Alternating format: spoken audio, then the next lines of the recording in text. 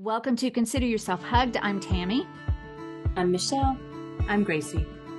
And a hug is a gesture intended to convey a sense of care and support, safety, intimacy, and affection.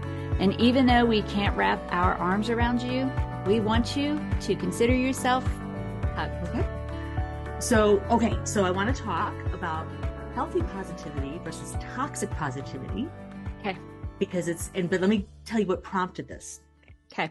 So a number of years ago, there's, I guess she calls herself a life coach or somebody I was connected to. And she had posted on Facebook about how, and she's promoting her retreats and her coaching services and stuff like that. And she was saying how a few years ago, she was just really feeling really burnt out and life didn't have purpose. And she just sat down and she thought about it. And she's like, you know what? What fills my heart is travel. And so, I'm just going to develop a lifestyle where I get to do what I do and I'm going to travel. And now I do. And I spend 6 months of the year on the beach doing what I do. And I'd like to share with you and teach you how I did this. Okay. And I'm like, girl, your husband's a millionaire. Oh, that's how she did it. That's how she did it. Yeah. And I'm like, that's mean. I mean, that's just, you're suggesting to people you went from working a minimum wage job to living on the beach. I mean, it was really kind of, that's how it was promoted. And I'm like, that's not very nice. And so I'm like, okay, so there's a difference between having a positive outlook and manifesting and lying about positivity. I mean, it's just like, I don't care what type of attitude you had. If you didn't have that financial investment from your husband. So are you saying that she offered a course on how she did it, or she was what? She offered courses and she did life coaching about manifesting your dreams. Okay. And she was using her life as an example, but that's not, so there's a difference between, positive manifestation. Wow, that didn't come out right. There's a difference between positive manifestation and delusion or something. I don't know. Yeah. And then I look at other colleagues that are life coaches and all these other things, and there's so many of them that actually do and have manifest amazing lives because they choose the positive attitude. They choose, all the stuff that they preach. It's wonderful. So that's been kind of the back of my head for a while, and I realized that. Speaking of what we were talking about in our last session about judging, I need to get out of that. But I'm like, okay, so that wasn't healthy. That wasn't healthy positivity. But the thing that kind of put it together, why I want to talk about it today, is for some reason this week, in almost all my trainings I've done, talking about toxic positivity and how it's unhealthy because our rule in the society is, how you doing? Fine. Okay, great. Living the dream. And that's, blessed. But right. Hashtag blessed, right? And then what happened? So I told you all, but for our listeners and viewers, I was recently diagnosed with what was I diagnosed with? Celiac disease. You're welcome. Thank you. And I realized I've been telling people I have great news. I just got a diagnosis of celiac disease. And people are I'm like, and I realized it's not the great news that I have celiac. I don't want celiac disease. Of all the things that I could have had, that's not the top 5. Don't want them, right? You have a top 5 of diseases that you would like to have? Sorry. I had not, but now my ADHD brain went to it. I'm like, actually, yes, they're probably out. That's where we're. What the great news is that I have something. I've had something my whole life. I have been actively trying to get a diagnosis for 30 years. Wow. The great news is now I have a diagnosis and now maybe I can do something about it. Yes. It's an answer. It is an answer. But I realized that the way I was presenting it was in a way of completely ignoring. This is serious. I mean, this can be really, really bad. It explains my heart palpitations, and all these other things. That's not a happy thing. Right. And then I'm like, okay, how much, maybe because of my job, how much of stuff do I promote at, I love cheesy motivational posters, Mm-hmm. right? How much of those posters do I promote without acknowledging sometimes things suck and they're bad and they're not going to ever be good, but it's not a bad thing to acknowledge that, right? So where's the line? Where's the line from manifesting positivity, aligning our neurological filters to see the good, and being in denial or lying or being toxic? Where's that line? And I know it's different from person to person, situation to situation, Right. but I'm like, I'm not sure if I know where that line is. I mean, obviously if it's a falsehood, that's pretty clear, but where does it go from, you know what, this too shall pass, to Mm-hmm. I'll just do it tomorrow. I mean, that whole, Right. Scarlett O'Hara thing. Right. I'm not sure if I know where that line is. So that's why I thought I'd bring it to y'all. Just bring it to us. So are you thinking about, because honestly, I didn't see anything, because you presented it to me that way. You said I had some good news, and then you sort of paused and said, well, good news, bad news. And I didn't think anything about the way you presented it. Well, because I modified it by the time we talked, because I told a bunch of other people already, and I didn't say the good news, bad news. I started by saying I have good news. Yeah. You also have known Gracie for years and years and know that she's been looking. True. So, right. So I understood in context. But I guess my question for you then is, are you talking, and you might be talking about both of these, are you talking about how it manifests in yourself and the decision that you make? Or are you like avoidance and accepting and all that? Or are you talking about how the way you present it affects other people? I was thinking about the first, but a lot of it has to do with other people, because I think a lot of our motivation sometimes is to not stress anybody else out, have everything be okay.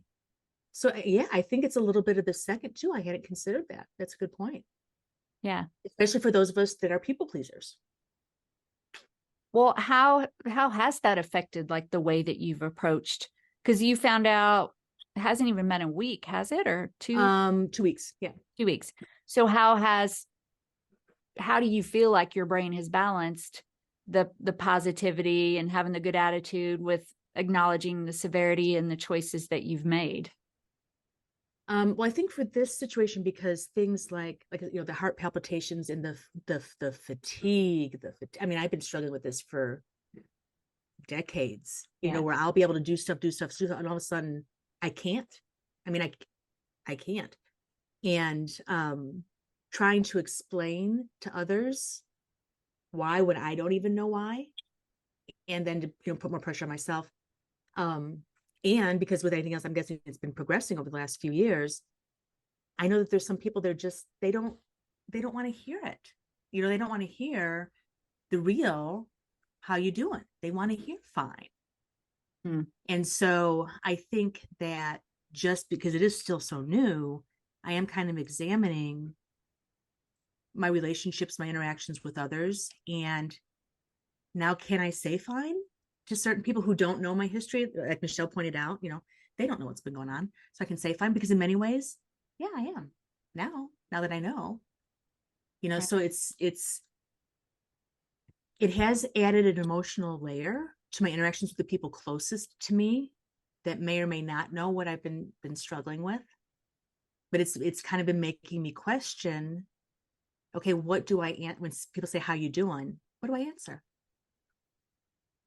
I can relate a little bit to what you're saying with Michael, because my son, Michael, who doesn't care if I talk about his story and things, but he struggled with some physical things for years. He's 30. No, wait, what year is this? He's 31. And he struggled with some different things, and he's had test after test after test. And there was a day 6 months ago, maybe, when there was a potential answer, and it was kind of serious. And we felt the exact same way. And he felt the exact same way you did. He was, there was this part of, and it turned out not to be, but in the moment, it was sort of like a relief, like, okay, this explains why 1, 2, 3, 4. And so for that, I think he felt validated, and he felt like, because there was treatments, but at the same time, then we had to acknowledge that it was still, it could be a very serious diagnosis. So there was this, this real mix of things. And then he has the anxiety, the health related anxiety that goes along with that.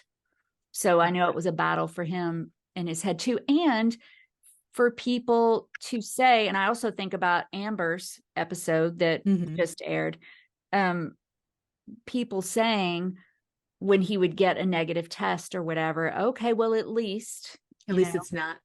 Well, at least it's not that. Well, at least you feel better this week. Well, at least, or even with the diagnosis, when he was expressing some concerns, I know there was a couple comments of, well, at least or I thought this is what you wanted. I thought you wanted an answer. So it was kind of that tough, and people, I think they are trying to help and be positive, but it doesn't always feel that way. And I think sometimes, go ahead, Michelle. I was just going to ask, do you think that like with an answer, even if it's hard, that like before you have an answer, like people internalize and feel like it's their fault, or is this my fault? Or is this something that's, and when you have an answer, it does, like Tammy said, validated into the same thing. It's like, oh, this is not just me. It's not just in my head. And, cause I hear that a lot. People say, well, I'm worried that this is all just in my head. When in reality, if it's causing them suffering, it's not any less serious than if there were a physical cause. But having an answer just seems like it could be great relief. So in interacting with others in terms of healthy positivity versus toxic positivity, I mean, granted, it depends on the relationship. If I'm meeting with a new client representative and they're doing the social nicety, oh, it's nice to meet you. How you doing? I'm not going to go with, I'm doing great. I was just diagnosed. It's really, it's just not appropriate. But especially for the people in my life, is it healthy to say, hey, we haven't talked in 6 months. Let me tell you what I just found out. I mean, like I said, I don't know what the line is, and I don't know if there's a formula for that line. So when you interact with other people, where's that line between healthy positivity and toxic positivity? Seems like it's both. It seems like it can be very much both positive and negative. And, being able to share, because you and I have that 12-step recovery background. And, one of the things that oftentimes, I'm in recovery for codependency and trauma. And one of the things that, I don't think people always love is when I say, I'm not super grateful for everything I've been through, because that's kind of a theme of 12-step recovery is I'm very grateful for all I've been through, for who I am today. And like, I'm a grateful recovering person. Right. Yes. And like, I am happy for all the things I learned, but I'm, don't say, well, I'm super. And so I think in certain arenas, it's hard because people want that. They want everybody to be thankful for what they've gone through and appreciative, if that makes sense. And it's almost a little like, what would be the right word?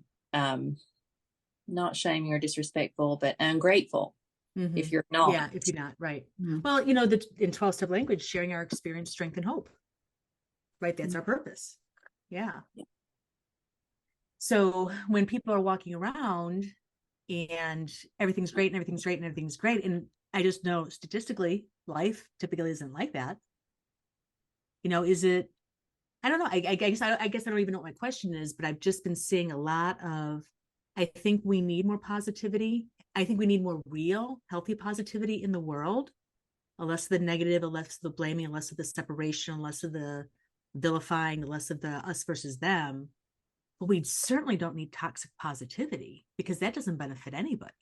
And how are you defining toxic positivity?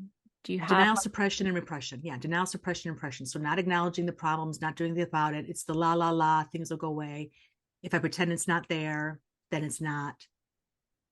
The code of silence type of deal, where we don't talk about, we don't acknowledge it. To me, that's, and then expecting others to do that as well. And then if others don't do that, that they're always negative, or you're always making problems where there aren't any problems, or why are you always complaining? Right. That type of stuff. So, so where do we find that balance? we talk a lot about, in the mental health first aid course. We do talk a lot. I don't know if it's exactly what you're talking about, but that we want to be positive, and when we ask somebody how they are, if they're just like, fine. I mean, if we're asking them that question because we really think something is wrong, following up with, how are you really? Or, and like my older son broke his tibia and part of his kneecap skiing a few years ago. And I don't know how this came up in one of the classes, but just like, I wouldn't say to him, oh, you're going to be up and walking in a week. I mean, I don't know. And that's probably not true. And, oh, you'll be fine. You'll be skiing in no time. I don't know. But just saying, if I've read about it, just saying, I've read that a lot of people that have this surgery do really well in 3 months or whatever, and just like that with our emotional issues, not just saying, oh, you'll be great, or because I don't know if you'll be great, but, just asking questions, or I'm there for you, or do you want to talk about it? Or I'm not sure if that's exactly but that's what I think about. And I can be that person. Tim told me once years ago, we had this product we were selling at trade shows and we'd have a booth. And he said, I actually asked him, I was like, well, tell me something that you think I need to do better. And he was like, no. And I was like, no, really, really, really. And he goes, okay, well, he goes, when people come to the booth, you're kind of like, hey, let's talk. And they would be just like, oh my God. So, I have to be careful. I have no idea what you're talking about, Tammy. Yes, you do. So, it just, and maybe that's a little different than just toxic positivity, but it's like this desire to make people happy or to help or whatever. Fine. Everything's great. Yeah. Everything's good, So, okay. So here, I'm going to put a challenge out to y'all. And this is a challenge because I didn't prep you for this. Oh. Okay, we need more positivity in the world, but we don't want it to be toxic positivity. We need more connection, and we want it to be real, even with the uncomfortable stuff. So, and I'll start. I'll give you some time to think. Okay. So, what's one small thing that we all can do, or most people can do? Doesn't have to be anything major. Doesn't have to be creating your own life coaching, self-help group, whatever. But what's one small thing that we can do that can help develop this in our culture, in our society? Okay. The first thing that comes to my mind is when you say, hey, how you doing? Kind of like you were saying, with the mental health first aid, when you say, hey, how you doing? Is that you actually stop and listen. You stop what you're doing, the movement, whatever, just for a few seconds and actually stop and listen. Yes. We can do that. We can do that 100 times a day, right? I think so. Yeah. What if we don't have time? Then what do we do? Well, sometimes we won't. What, Michelle? I said, don't ask. Oh, there you go. Sometimes, yeah. All right. Well, then what about you, Michelle? One small thing.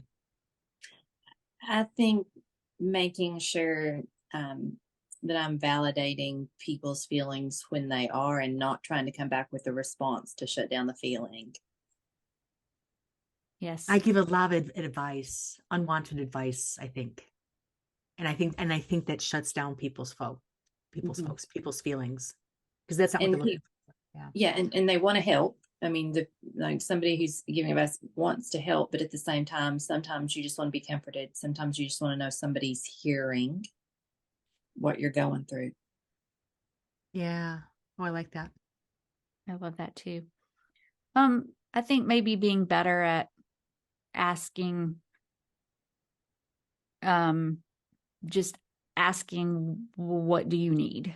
As opposed to just, this relates to what you all said, but just as opposed to making an assessment and giving the advice, asking what you need.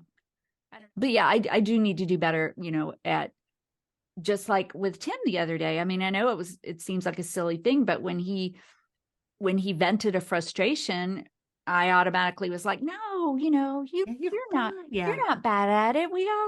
When I just should have said, well, I didn't know that you felt that way about that, or. Well, and then offering to help, you know, what Yeah.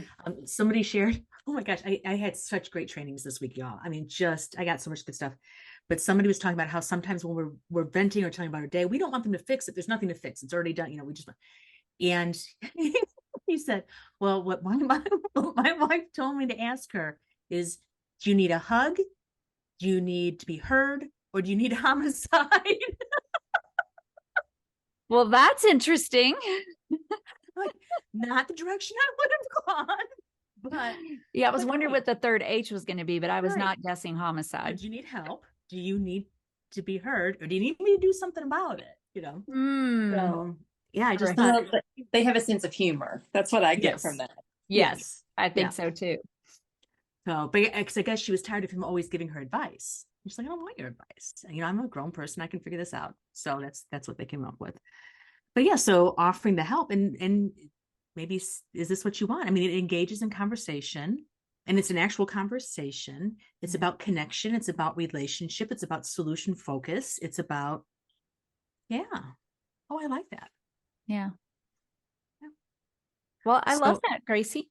What Yeah, else? so as we're doing that, you know, because it spreads, right? You know, so with the people that we do this with in our systems, because y'all, we need to do this. I mean, our grander culture is struggling. Yes. So I would love it if anybody listening, watching, if you can put like in all the notes and everything else like that, one small thing that you can do. Yeah. I think if we get enough people to share, we can have a pretty good playbook Yes. about how we can go ahead and change the world. Ooh, change the world. You know, that's what I'm here for. One little That's step right. at a time. One little That's step at right. a time. Nice. Awesome.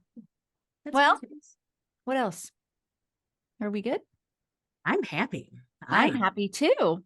I had no idea where this was going to go. Everything is Yeah. wonderful. Everything. Snarkiness.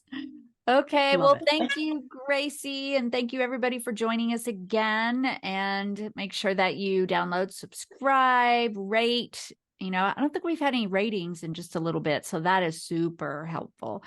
You know, just whether it's the star rating on Apple or, you know, words are always good.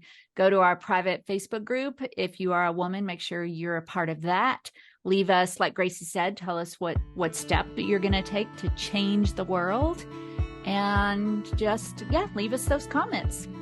All right, ladies, do you want to do it this time, Gracie? No. I'm nervous about it. I'm sorry. Okay, well then, until we're together next time, consider yourself Well, hugged. Oh, you're so, oh yeah. Whoop, whoop, whoop, whoop.